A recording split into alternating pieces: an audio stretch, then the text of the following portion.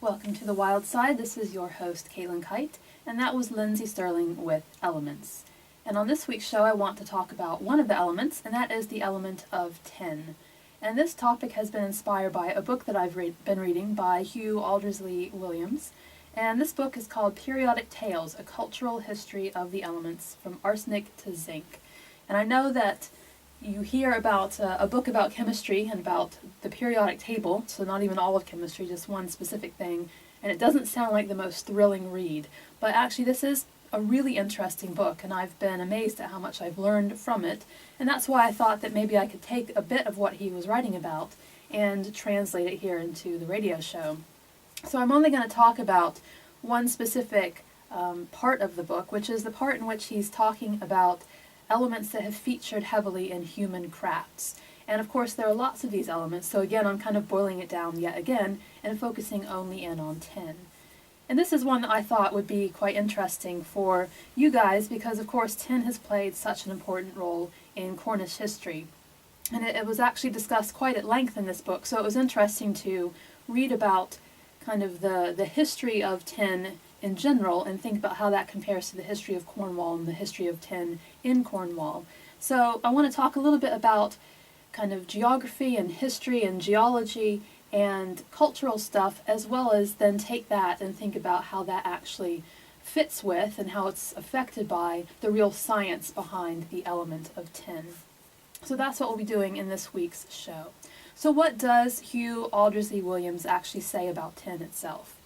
Well, he starts off by talking about the ancient history of the metal. So we know, for example, that Phoenicians covered a lot of ground, or more literally a lot of ocean, in search of this particular metal. And we know this because Herodotus, in his histories, which he wrote in about 430 BCE, talks about this in great detail. And one of the things that he mentions is the fact that one of the most important sources of tin was a mythical place that was known as the Cassiterides. And the true location of the Cassiterides is unknown, so it was not an actual place that the Greeks knew of at that time, and it wasn't a place that the Phoenicians actually, had on a map somewhere so that we could just look at the map and figure out where it is now.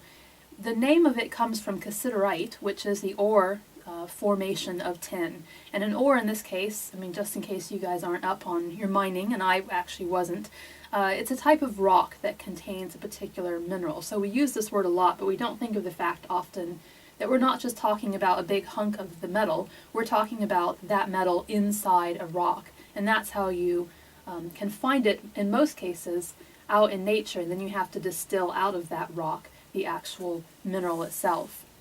And in many cases the mineral is a metal, and of course that's the case here with tin.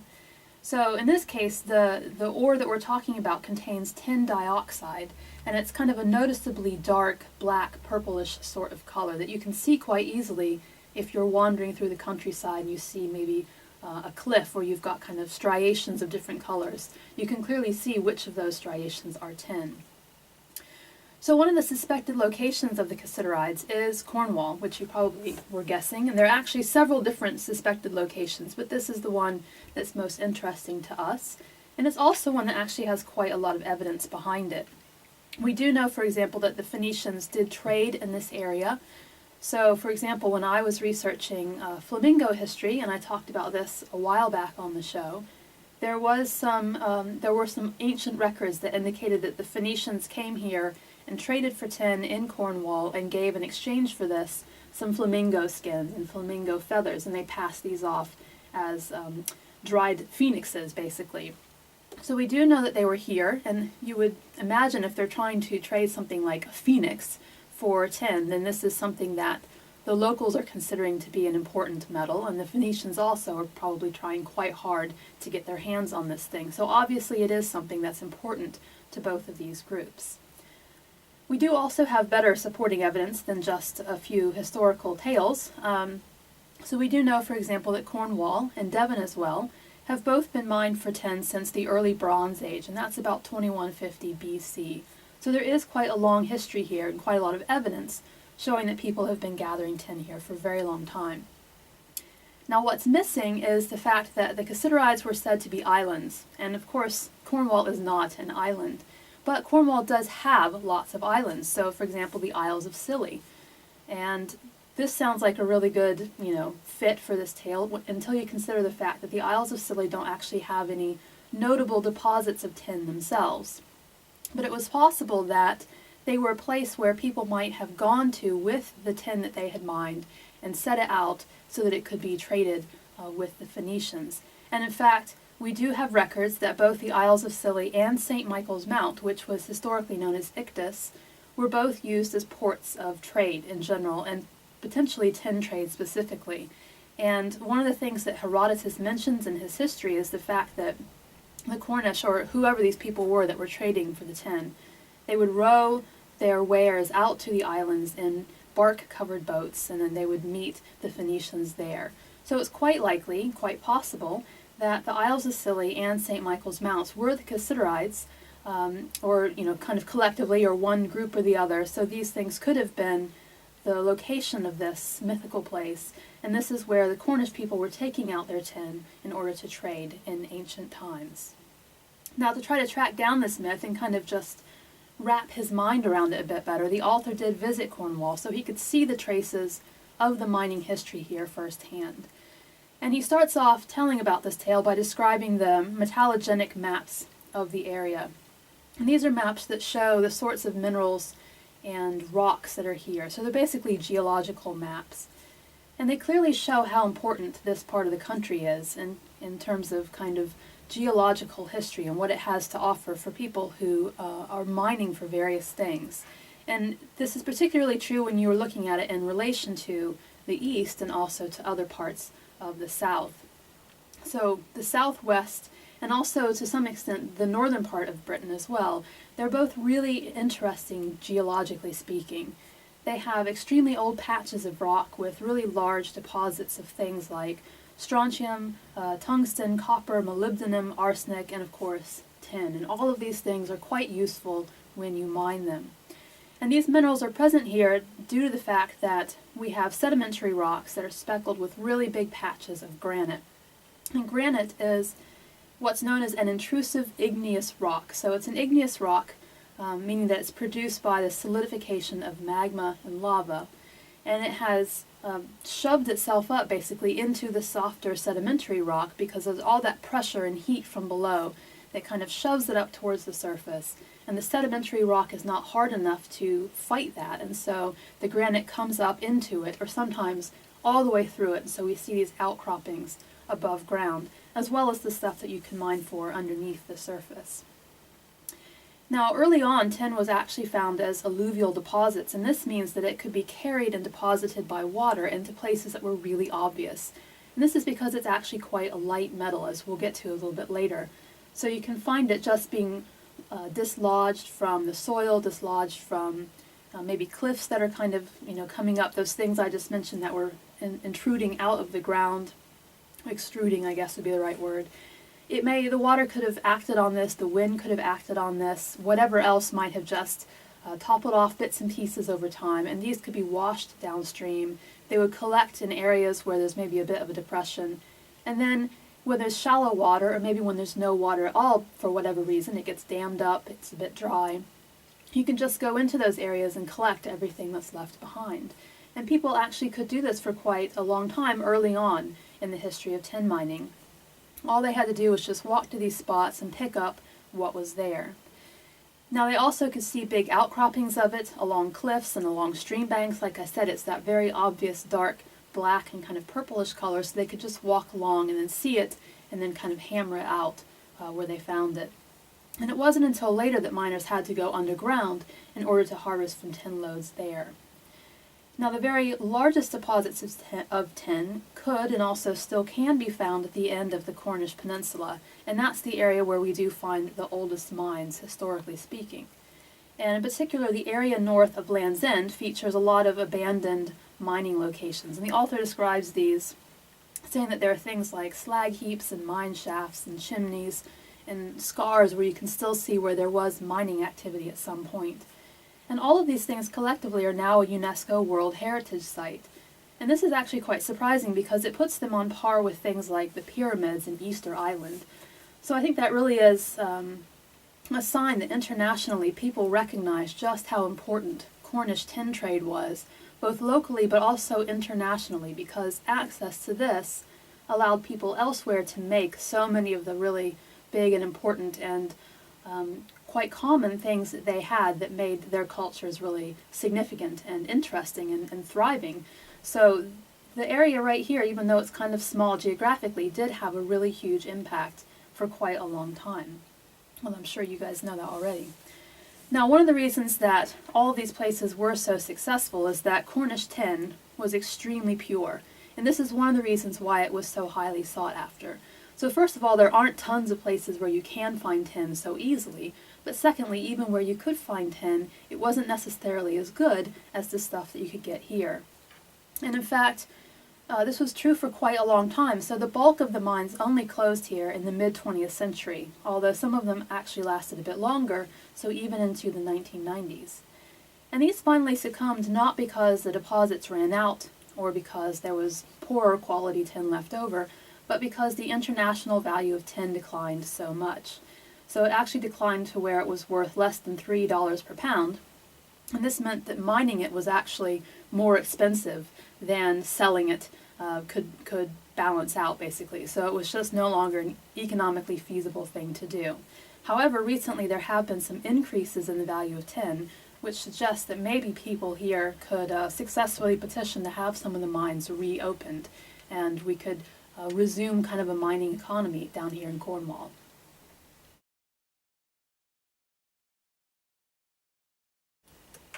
Welcome back to The Wild Side. This is your host, Kight, and that was Cat Power with Metal Heart.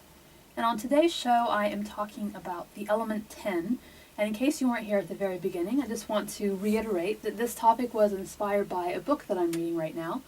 And this book is called Periodic Tales, A Cultural History of the Elements from Arsenic to Zinc. And it's written by Hugh Aldersey-Williams.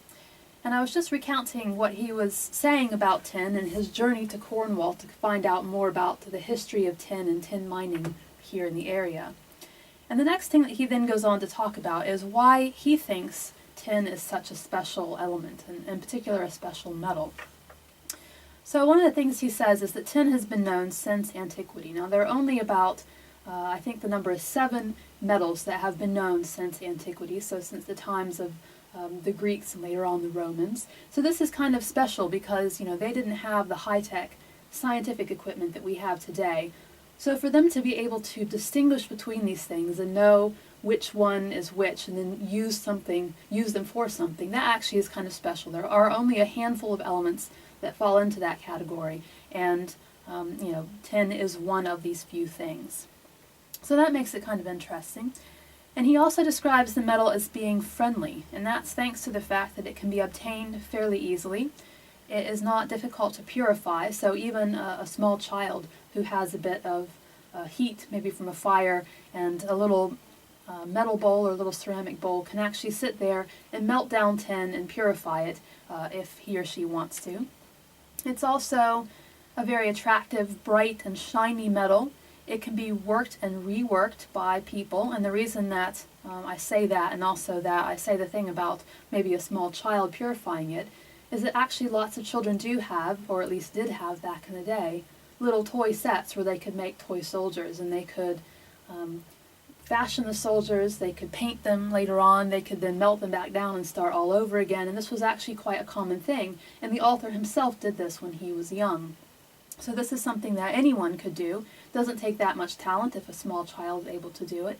But even in the past, in the history of tin, there were lots of people who would work it, who, they weren't specialists, they were farmers or herders or whatever they were doing, and this was just something that they needed to do to make the everyday tools that they could, that they needed to get through their lives. And so these were people also who were quite capable of just sitting down in an evening and hammering something out and then using it the next day. So it's something that's kind of an everyman's metal in some sense. It can be used by anyone. Another thing he mentions is the fact that it makes a pleasant sound. So it's this is an odd thing to say because it's also said to cry when it's bent or broken during smithing, and this is because of the sound that it makes when the crystalline bonds are broken in the metal. And this is referred to as the tin cry. But at the same time, it's also used in alloys that are used for making the most pleasant sounding bells. And so there is a very specific ratio of tin to other things like copper that is always used by bell makers to produce the nicest sounding bells. And in fact, the ringing of bells is described as tintinnabulation, which again refers very clearly to the word tin. So there is an association between this metal and this very nice, pleasant sound. And as I mentioned earlier, tin has traditionally been used by kind of the average guy, the commoner. So for things like plates and jugs and tankards and musical instruments, I myself play a tin whistle, jewelry, toys, pretty much anything you can think of. And amongst the upper classes, things like copper and silver and iron and gold, these might have been used for some of those things, and they might have been used exclusively for each of these things. So for example, you might have jewelry out of gold or silver, but not out of these other lesser materials. But for the average person, tin could stand in for all of these things, and none of those other metals were accessible. So this was the one thing that they could all afford and easily get their hands on. It also is something that is used in lots of interesting ways. So for example, historically it's been used for prostheses. So if you've heard the phrase tin ear, indicating that someone doesn't have very good sense of melody or of harmony, actually the reason that that's used is because people who used to lose ears would use tin to make themselves another one to stick on and kind of cover up the hole and make it look a little bit less shocking. And so if you had a tin ear, you were literally someone who was lacking part of your auditory device, and so that's why you weren't very good at singing or making music. It also, it's been used in this purpose because it's malleable and light, and it has also been used for other body part substitutions as well. Of course, another thing that tin has typically been used for quite a long time is tin cans, and these were crucial for keeping food safe during really long transits, and they allowed people to go much farther than they might otherwise have gone, or last much longer with food stores that they had packed.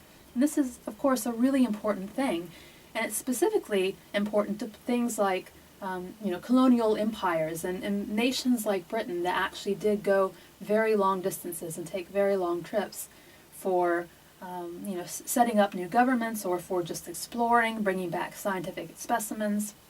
All of these different trips were really facilitated by being able to take food along so that people could go on these trips and not starve to death. They didn't have to rely on whatever it was that they might find when they got where they were going. And what's kind of interesting is that actually tin cans, and I'll talk a little bit more about this later, tin cans aren't really tin per se. They are usually made of other things like steel, but then they have a tin lining that helps them last a bit longer. So it's a bit of a misnomer, but certainly there was a time when the cans were mostly made out of tin or only made out of tin, and so this is when they made a very significant contribution to storing food. And actually some of the food that has been shoved inside them can last for decades. So there was a funny story in the book of how there was a college class that was talking about some sort of expedition, and they had cans that were from 1824 from this expedition. They'd been left over. And they were having this discussion 20 years later. So there they are in 1844. They popped open one of the cans and everything looked fine, it smelled fine. And in fact, it was so appealing that people who later walked past it sitting out there on the table, they ate it as though it had just been opened, or as though it had just been packed that day. So it's perfectly safe after all that time because the tin had done such a good job. Now, of course, another one of the really important parts of tin, those really important contributions that it has made, is the fact that it is an important part of alloys. And alloys are when you've got multiple different metals in one kind of final product. So one of these is bronze. And bronze is an alloy of tin and copper. And this is particularly useful for things like weaponry. So early on this was one of its first purposes. But also things like large decorative ornaments. So you know that a lot of statues are made of bronze. And what's kind of interesting is that this alloy was actually sometimes found naturally. So there were lots of copper deposits that contained some amount of tin already. And so people early on noticed that sometimes when they dug up copper, they could use it to make this much stronger type of metal in the end than what they could do at other times. And they never could really figure out what the difference was. They just thought some copper was just better than others. And it wasn't until later that they realized that actually some copper ores were better because they had other metals mixed in with them, and that was, in particular, tin, although sometimes arsenic as well. And so once they realized that the reason that the bronze was so good was that it was copper plus tin, they then could actually go and find pure copper and find pure tin and add it deliberately to have the best mixture and to always make that really useful bronze alloy. And this is when tin became such an important commodity, when people finally put two and two together. So the reason that tin is so useful is that when you add it to copper, it increases the metal's hardness, and it also lowers its melting temperature and facilitates a more fluid melt. So that means it's going to be easier to work with, and also it produces, once it solidifies, a denser final product, which means that it's going to be stronger and last longer. Now, early bronze artifacts have very low tin and arsenic content, and this is something below 2%. And this is how we know that these were produced purely by accident, and it wasn't until later when people made this realization about the usefulness of tin that they started adding it deliberately and upping the tin content in bronze. Now, as I said, sometimes they did also have arsenic, and arsenic was commonly found near bronze deposits in the Near East. And so particularly in that region, we do have lots of early samples where people had bronze that had quite a lot of arsenic in it. But they noticed really early on that arsenic was really dangerous. It has such significant side effects that it didn't even take that much scientific advancement for them to realize that this was not a safe thing to work with. And again, this is one of the reasons why tin was such an attractive alternative, is that they realized that there were other metals that they could stick in there instead and come up with a much safer but still useful final product. Now, the other big alloy that tin is a part of is pewter. And pewter is not something that we see as much of these days, but it certainly had quite a heyday a couple hundred years ago. And pewter is tin plus lead, and of course we originally used lead with great abandon, and then we realized how bad it was. So later on, pewter became tin plus antimony, bismuth, and copper. And it's no longer used as much as it was back in the day, but there is kind of a resurgence, and artisans in particular are interested in making ornaments and mugs and other various crafts with it more and more often, and kind of keeping this in the mix, because the Pewter Guild is actually one of the oldest guilds in the country. And so there is a lot of interest in keeping it around and reviving people's interest in this particular alloy. Now, despite all the positives of tin, the fact that it can be used for lots of nice stuff, it looks attractive, it sounds pretty, it can be functional in alloys, we tend to use the word tin in modern parlance as kind of a negative. So we say that something is cheap or poorly made by referring to it as being kind of tinny. And there's also a negative association with tinkers. So the people who would roam around reshaping your old tin implements for you. Another negative association is with tinnitus, so ringing in the ears. We might like tintinnabulation, the sound of bells, but we don't like tinnitus, which is the ringing in our ears. So all of this is kind of the cultural history that the author talks about before he launches into kind of the more chemical, natural history of the element. And that is what I want to get into right after the break.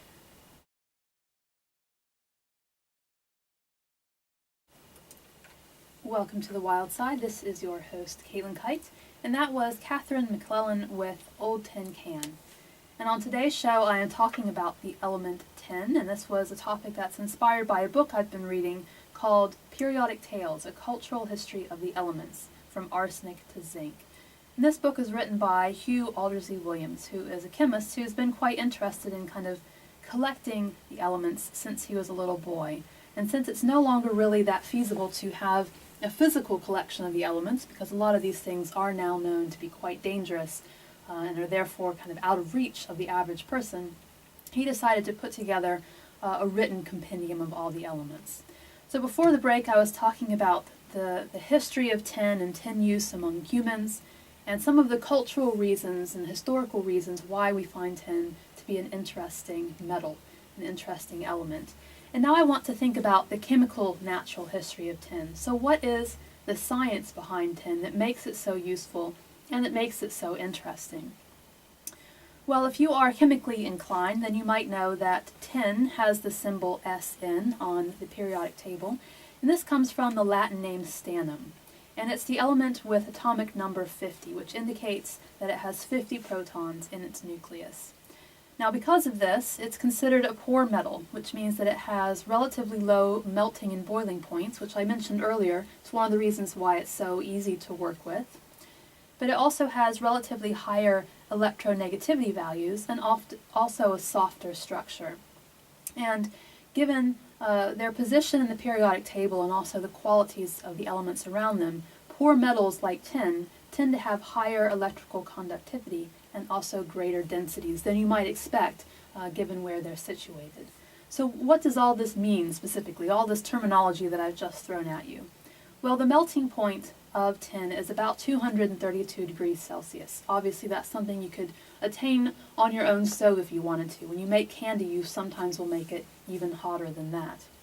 Its boiling point is quite a bit hotter than that, so it's 2602 degrees Celsius, and that is kind of something that's really hard to place. You know, what does that really mean in real life? So just to give you an idea of what it's like in another metal, in gold these values are 1064 degrees Celsius and 2970 respectively. So obviously something like gold is going to be much harder for the average person to work with because the values are so much higher in terms of getting it to melt and then to boil. But something like tin, you might not be able to boil it on your stove, but you certainly can melt it and work with it, which is one of the reasons why it's so great. Now, the electronegativity value indicates the tendency of a particular atom to attract electrons towards itself, and that's going to indicate how often it's going to be forming bonds with other things around it.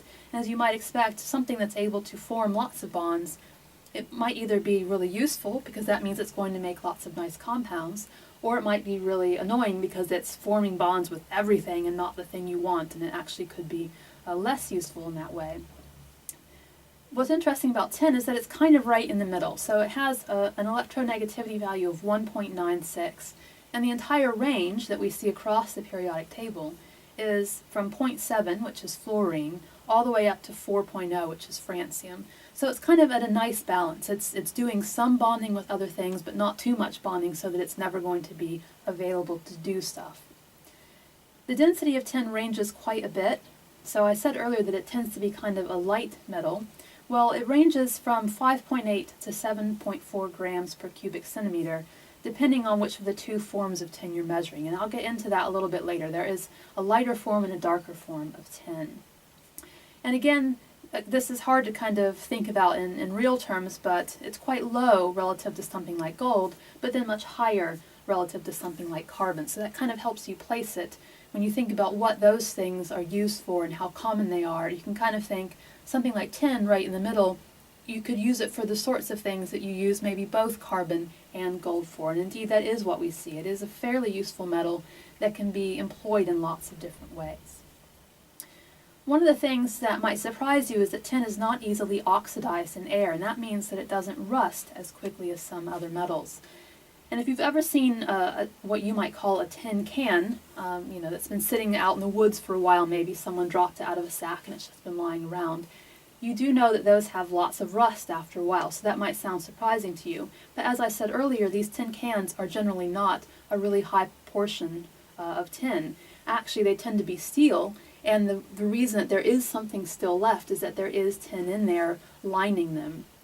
Or the fact, what we are seeing left is maybe the tin that's been left over. So tin itself actually is quite resistant to oxidation. It's often used to coat not just steel but also other metals as well in order to prevent corrosion when there is going to be a lot of exposure to oxygen.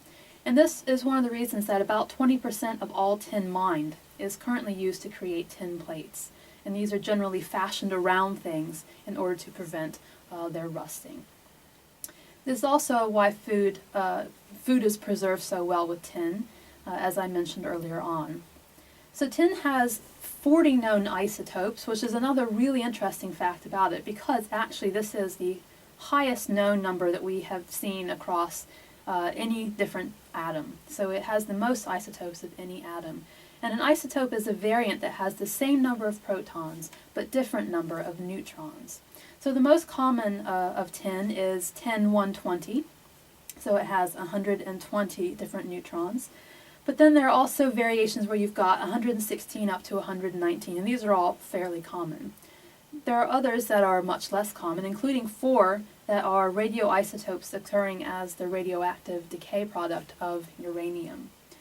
Now, 10 of the isotopes of tin are stable, and again, this is also quite a large number of stable isotopes, so not only does it have the most isotopes, period, it also has one of the highest, if not the highest, that are actually stable, and they're not things that just decay really quickly because they're radioactive.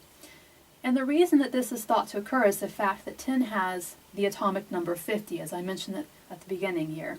And this means that it has what scientists refer to as a magic nucleus. And in a magic nucleus, you've got the protons and neutrons forming a complete shell within the nucleus, and that leads to greater stability and therefore more commonness of the element and of particular isotopes of the element, so these ones that we know that are quite stable and quite common. Now, as mentioned earlier, there are also 2 forms of tin, and these are known as allotropes. So as I said, there's a lighter one and a darker one, Now, beta tin is the metallic or white form, and it is stable at or above room temperature. It's very malleable, it's quite useful. This is the thing that we tend to see more of. Then you've got alpha tin, which is the non-metallic or gray form, and it's only stable below 13.2 degrees Celsius. So as you imagine, unless you're in kind of a special environment, you're not going to run into this that much. Now, it has a crystal structure that's similar to that of diamond or silicon or germanium, so it's quite a different thing than the tin that we kind of visualize when someone says the word to you.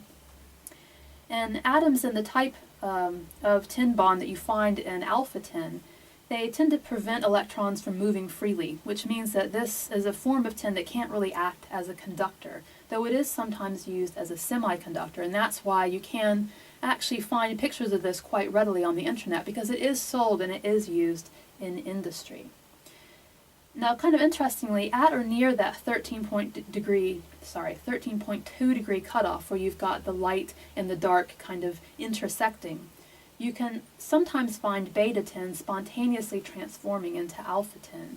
And this interaction is called tin pest.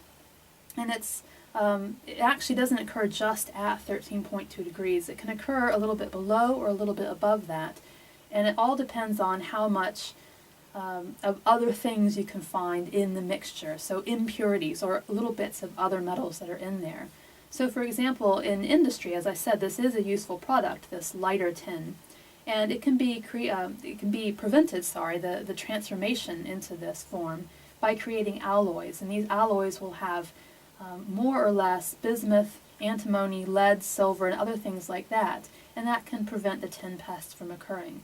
However, these things also increase the hardness, which means that the tin might not act exactly the way you want it to. So you have to kind of trade off depending on what your use is going to be.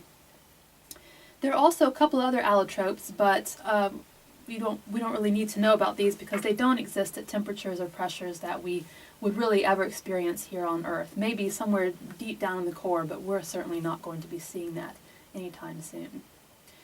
Now, in the periodic table, tin is in group 14. This is known as the carbon group, and things that are in this group are sometimes known as tetrals or tetragens or crystallogens.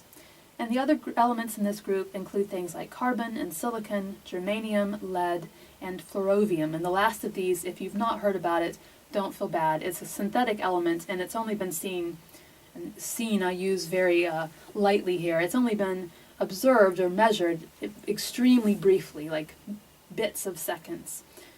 So all of these things have in common the fact that they have 4 electrons in their outermost shells. And this means that they all have certain chemical similarities because what's happening in your outer shell impacts how you interact with the other atoms around you. So for example, these things tend to share their electrons rather than losing them when they interact with other elements, so they're forming compounds and bonds. They tend to form positive ions when they lose little bits of themselves or gain extra bits. And as a result, all of these things tend to be used in similar ways. And when you know something about one of them, you can make predictions about the others. So by studying things like tin and carbon, for example, we're able to make some guesses as to how fluorovium might act if we could get it to stick around for longer than just a few seconds. Now after the break, I want to think a little bit more about where tin comes from and how it's distributed, and how all of this kind of intersects with the science of tin and the historical and cultural uses of the element.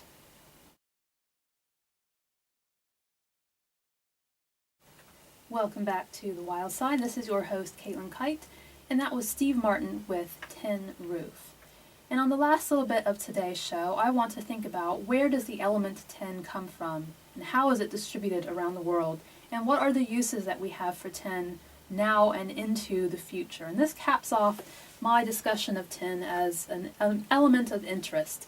So of all the elements out there, I picked tin because it's here in Cornwall, and all of this was inspired by a book that I've been reading that's a history of the periodic table.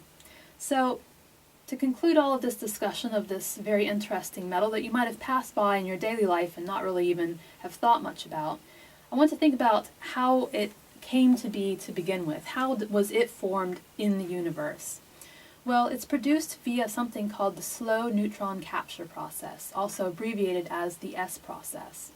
And this is a nucleosynthesis process that occurs in stars. And it's not just any star, but a fairly large star. So something that has maybe 0.6 to 10 times the size of our own sun. So again, not something really huge, not something really tiny, kind of largish, but not really over the top.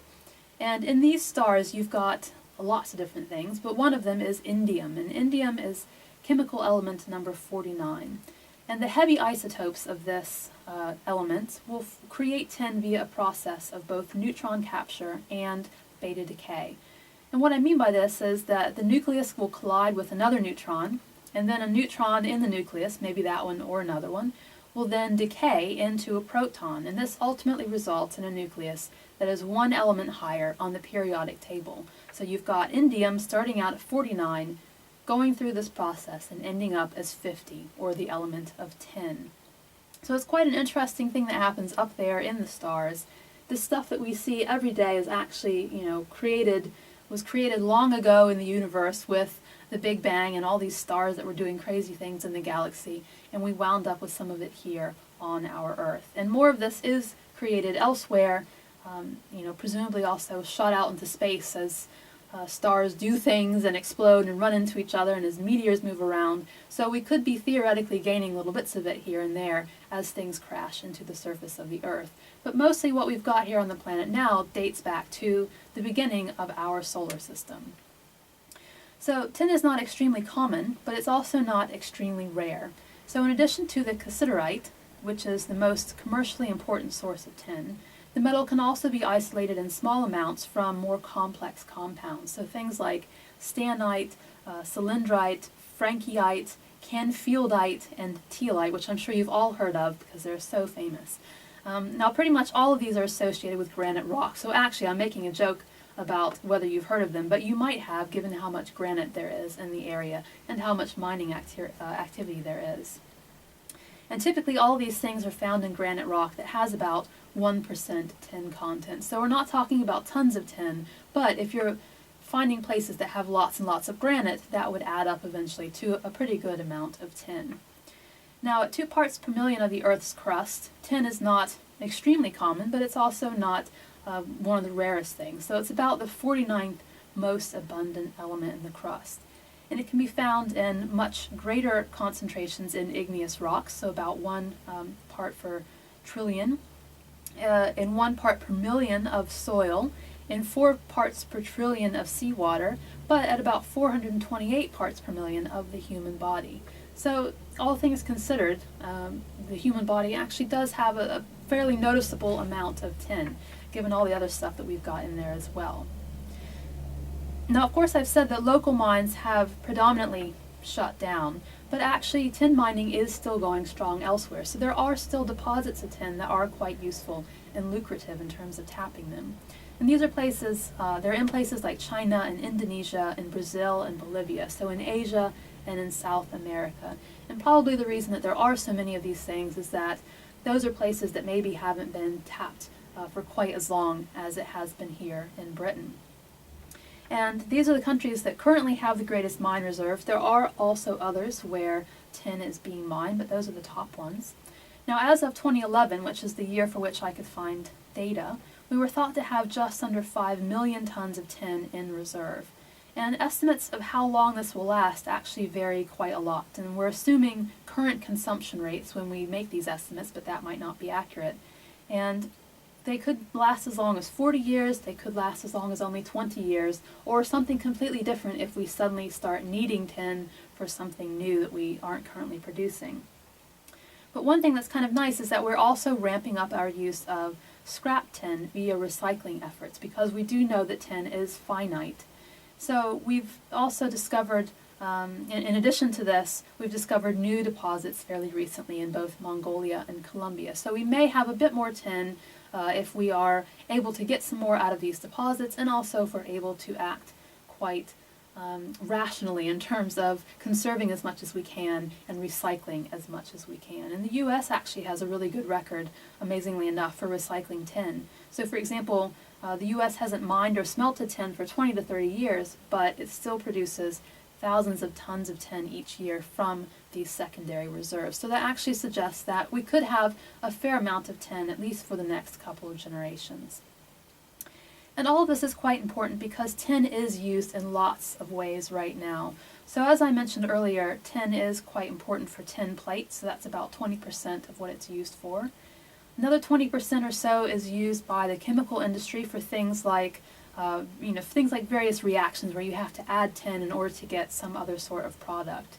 And then the remaining amount is used for alloys, so that's kind of a small amount. But then the major thing is solder. So about 50% of all tin is used to make solder. And solder, you probably already know, is a metal alloy that joins together different metal bits, but it has a lower melting point than those other metal bits. So that means that you can work on it without melting those other things, and you can then join them together in that way. So some of the important things that it can make in terms of these other compounds that are used in industry is things like tin oxide, tin 4 oxide specifically, and this is used in ceramics. Also cobalt stannate, which creates a really lovely cerulean blue pigment in coloring things in the arts. And then there's something called the organotin compound, and these are also known as stannanes, and these are chemicals that have tin and carbon bonds. And these tend to be colorless liquids or colorless solids that are stable in both the air and the water. And some of them are highly toxic, and so they actually have a use as biocides, which are substances that can be used in medicine, agriculture, forestry, industry, wherever it is that we have harmful organisms that we need to control in some way. And this makes them useful in terms of anti-fouling agents and also disinfectants. So you do tend to find them in places like Falmouth, for example, where you're working on ships, and you might need to have some sort of an agent that will get something off of a hull or prevent it from growing where you've got metal in storage, for example. So tin obviously is something that actually is a part of our lives in many different ways, in many different formats, and it has been an important part for thousands of years, which is why it's quite an interesting thing to read about in this book that I've been reading, Periodic Tales. And tin is only one of many different elements that the author discusses in great detail. And already I noticed as I was walking around today, I would see different things and think, I wonder what that's made of. Is that nickel? Is that chromium? Because of all the facts that he's been saying about these different things, and kind of discussing how each of them interacts with humans differently, and why the science behind that should make those interactions what they are. So it's quite an interesting thing. It's a book that I would definitely suggest, and I hope that you agree that tin is one of many elements that is kind of fascinating to sit back and think about for a little bit, so you're not just passing it by as you might day to day and not really even think about what it is or where it's come from or why it is so important. So hopefully that will change your view of things a little bit. And with that, I will leave you with Mindy Smith reminding you once more of the importance of tin with her song, Tin Can.